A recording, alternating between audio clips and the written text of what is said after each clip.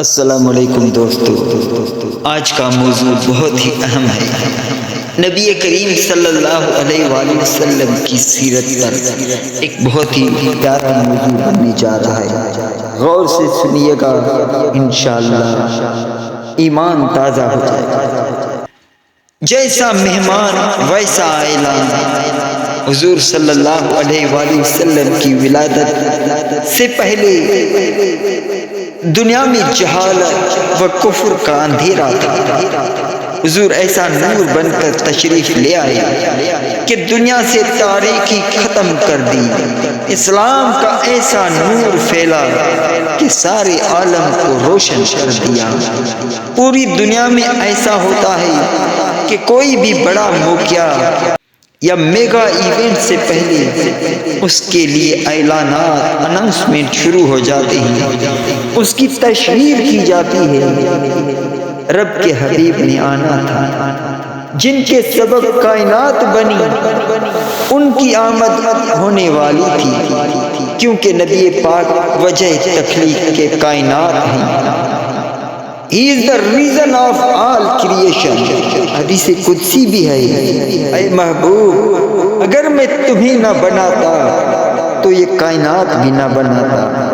اسی لیے اعلیٰ حضرت کہتے ہیں، زمین و زمان تمہارے لیے، مکین و مکان تمہارے لیے، چنے و چنا تمہارے لیے، بنے دو جہاں تمہارے لیے۔ آپ کی آمد سے پہلے کچھ عجیب و غریب واقعات دنیا میں ہونے لگے، گویا ایک طرح کے اعلانات تھے جو دنیا کو جھنجھوڑنے کے لیے کیے جا رہے تھے۔ پیدائش سے پہلے کے واقعات، خانہ کعبہ کی حفاظت، پیارے آقا مکی مدنی مصطفیٰ صلی اللہ علیہ وآلہ وسلم کی ولادت سے 55 دن پہلے ایک واقعہ رونما ہوا۔ یمن کا بادشاہ ابرہہ تھا۔ اس نے دیکھا کہ لوگ کعبے کا حج اور طواف کرنے کے لیے مکہ جاتے ہیں۔ اگر خانہ کعبہ کو گرا دیا جائے اور اس کے پتھر لے کر یمن میں نیا کعبہ بنا لیا جائے تو سارے لوگ میرے پاس یمن میں آئیں گے۔ ابرہہ نے کعبے پر حملہ کرنے کے لیے ہاتھیوں کی فوج تیار کی اور مکہ کی طرف چلا گیا۔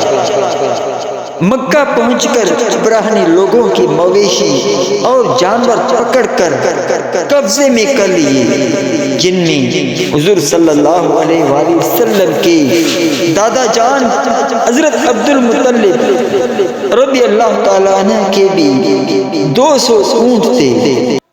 نور نبوت کا روح حضرت عبد المطلب ابرہہ کے پاس گئی تاکہ ابرہہ لوگوں کے مویشی اور جانور چھوڑ دے۔ اللہ پاک نے حضرت عبد المطلب کے چہرے پر نور عطا فرمایا تھا، آپ کی پیشانی پر نور نبوت چمکتا تھا۔ حضرت عبد المطلب خیمے کے پاس گئے، پیغام بھجوایا کہ مکے کا سردار آیا ہے۔ ابرہہ نے خیال کیا ہوگا کہ مکے کا سردار منت سماجت کرے گا، گڑ گڑائے گا اور مکہ پر حملہ کرنے سے منع کرے گا۔ غرور و تکبر کے ساتھ اپنی جگہ پر بیٹھا ہوا تھا۔ جیسے حضرت عبد المطلب کے چہرے انور کو دیکھا تو بادشاہ رعب میں آ گیا، عزت کے لیے کھڑا ہو گیا اور اپنے برابر میں بٹھا لیا اور پوچھا کیسے آنا ہوا۔ حضرت عبد المطلب نے ابرہہ سے عجیب مطالبہ کیا۔ آپ نے فرمایا، تم نے مکے والوں کے مویشی پکڑ لیے، لہٰذا ہمارے جانور واپس کر دو۔ ابرہہ نے کہا، میں تو سمجھتا تھا آپ کعبے کی بات کریں گے، حالانکہ میں تو کعبے کو تہس نہس کرنے آیا ہوں، مگر آپ فقط جانوروں کی بات کر رہے ہیں۔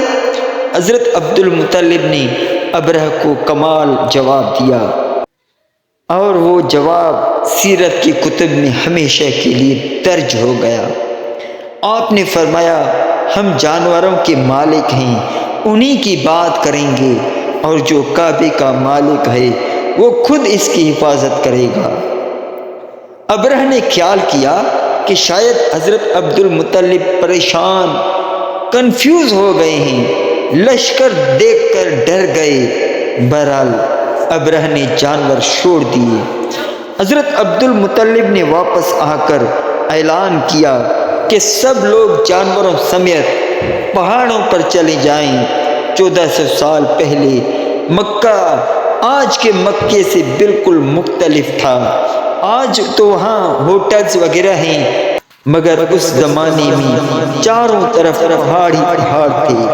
حضرت عبد المطلب کی ہدایت کے مطابق سب لوگ پہاڑوں میں چلے گئے۔ ذرا تصور کیجئے، اہل مکہ پہاڑوں میں چلے گئے، باہر دشمن کی فوج کھڑی ہے اور مزاحمت کرنے والا بھی کوئی نہیں۔ حضرت عبد المطلب نے کعبے کی دیوار کو تھام کر رکت انگیز دعا کی اور دعا سے فارغ ہو کر آپ بھی اپنی قوم کی طرف پہاڑوں میں چلے گئے۔ یہ کیسی لڑائی تھی! ہاتھی فوج کا مقابلہ کرنے کے لیے، کعبے کی حفاظت کے لیے کوئی بھی نہیں تھا۔ ایک طرف ہاتھی تھے اور دوسری طرف فقط کعبہ تھا۔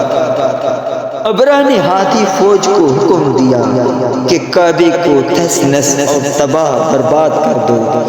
اللہ پاک نے ابرہ کا غرور خاک میں ملا دیا۔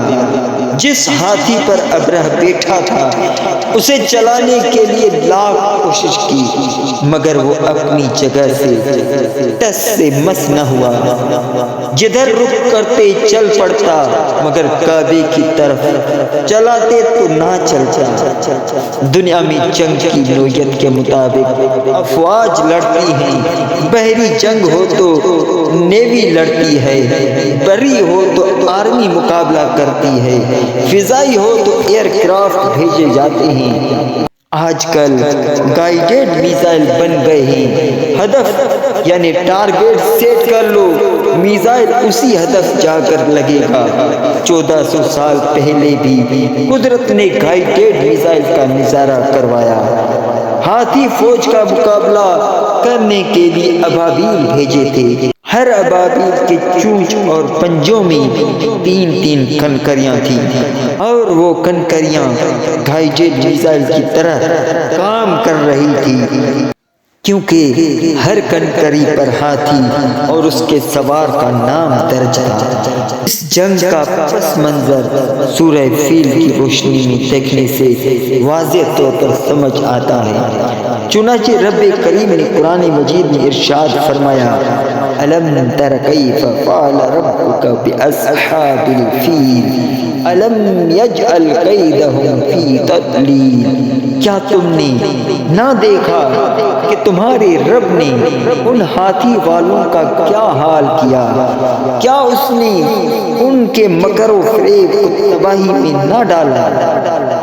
وَأَرْسَلَ عَلَيْهِمْ طَيْرًا أَبَابِيلَ، اور ان پر فوج در فوج پرندے بھیجے۔ ان پرندوں کی فوج نے لشکر والوں کے ساتھ کیا کیا؟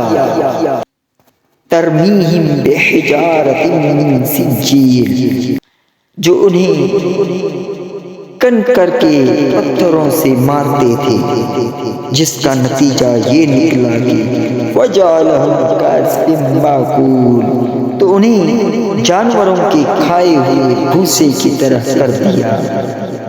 ہاتھی فوج کے پرکھچے اڑا دیے گئے، ہاتھی سوار اور ان ہاتھیوں کا نام و نشان باقی نہ رہا۔ ان کنکروں نے وہ کام کیا جو بڑے بڑے میزائل نہیں کر سکتے تھے۔ گویا پوری دنیا کو یہ پیغام چلا گیا، آئی نئی حکومت، سکہ نیا چلے گا، عالم نے رنگ بدلا، صبح شب ولادت۔ سورہ فیل میں اللہ پاک نے فرمایا اے محبوب کیا تم نے نہیں دیکھا، حالانکہ یہ واقعہ نبی کریم صلی اللہ علیہ وآلہ وسلم کی ولادت سے 55 دن پہلے کا ہے، جب رب کریم اپنے حبیب سے فرما رہا ہے کیا تم نے نہیں دیکھا۔ ظاہر سی بات ہے یاد اسے دلایا جاتا ہے جس نے پہلے دیکھا ہو۔ اللہ،